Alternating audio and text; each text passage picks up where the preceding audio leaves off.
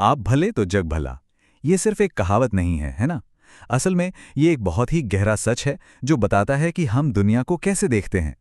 तो चलिए आज इसी सोच की गहराइयों में उतरते हैं। अच्छा, इस सोच को ना समझने के लिए एक कहानी से शुरुआत करते हैं। सोचिए, एक बहुत बड़ा शानदार शीश महल है। मतलब चारों तरफ सिर्फ आईने ही आईने।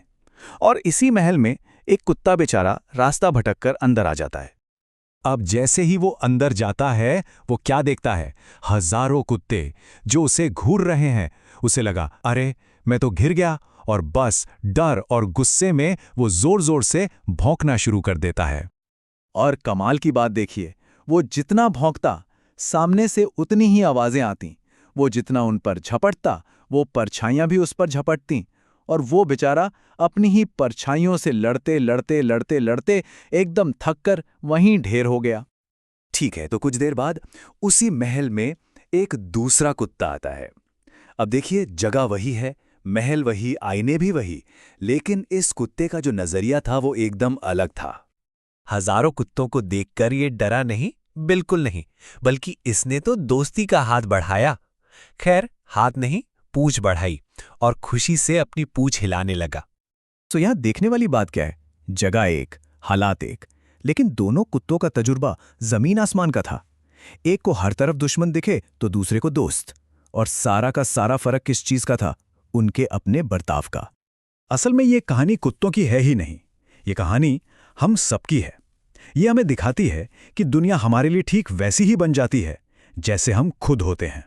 चलिए इस बात को थोड़ा और गहराई से समझते हैं। और यही है इस पूरे विश्लेषण का कह सकते हैं मूल मंत्र।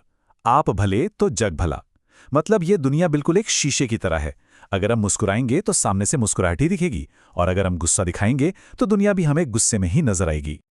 एक पल को किसी ऐसे इंसान के बारे में सोचिए जो हमेशा थोड़ा चिड़चिड़ा सा रहता है।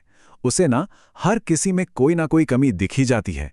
वो बिल्कुल उस पहले कुत्ते जैसा है जिसे हर परछाई में बस खतरा ही नजर आ रहा था। और नतीजा क्या होता है? उसकी अपनी दुनिया तनाव और शिकायतों से भर जाती है। और ये जो चिड़चिड़ापन है ना, ये अक्सर हमें एक जाल में फंसा देता है। कौन सा जाल? आलोचना का जाल। मतलब हम बस दूसरों में कमियां ही ढूंढने लगते हैं। आपको पता है, अब्राहम लिंकन जैसे महान लीडर भी इस बात की अहमियत को समझते थे। उनका कहना था, मैं बेवजह दूसरों की आलोचना करके उनका दिल नहीं दुखाता। यही मेरी कामयाबी का सबसे बड़ा राज है। जरा सोचिए, जिस इंसान पर पूरे देश को चलाने का इतना बड़ा दबाव था, वो भी इस बात का ध्यान रखता था। पता है, ज्यादातर बार जब हम किसी की बुराई या आलोचना कर रहे होते हैं तो हमारा मकसद सच में उन्हें सुधारना नहीं होता। असल में हम दूसरों को नीचा दिखाकर कहीं ना कहीं खुद को थोड़ा बेहतर महसूस कराने की कोशिश कर रहे होते हैं। ये बस अपने अहंकार को सहलाने जैसा है। एक बहुत पुरानी और बहुत ही सच्ची कहावत है कि दूसरों की आंख का तिनका तो दिखता है, पर अपनी आंख का शहतीर नहीं, है ना? मतलब दूसरों पर उंगली उठाने से पहले शायद एक बार आईने में खुद को भी देख लेना चाहिए। और अगर कोई चाहता है कि लोग उसकी बात सुनें, उससे जुड़ें, तो एक बात हमेशा याद रखनी चाहिए। शहद की सिर्फ एक बूंद 1 गैलन जहर से कहीं ज्यादा मक्खियों को अपनी ओर खींचती है। सीधी सी बात है, कड़वाहट से लोग दूर भागते हैं और मिठास से करीब आते हैं। तो सवाल ये उठता है कि अगर सिर्फ कमियां निकालना एक जाल है, तो फिर सुधार का सही रास्ता क्या है? मतलब किसी को उसकी गलती बतानी भी है, लेकिन ऐसे कैसे बताएं कि उसका दिल भी ना दुखे?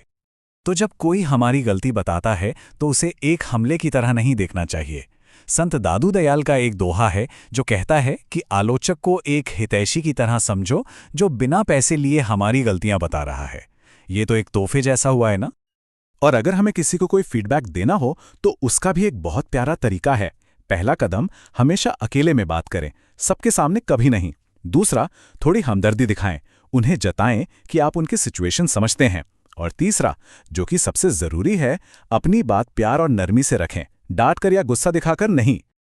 और जब इस तरीके से बात की गई तो पता है नतीजा क्या हुआ?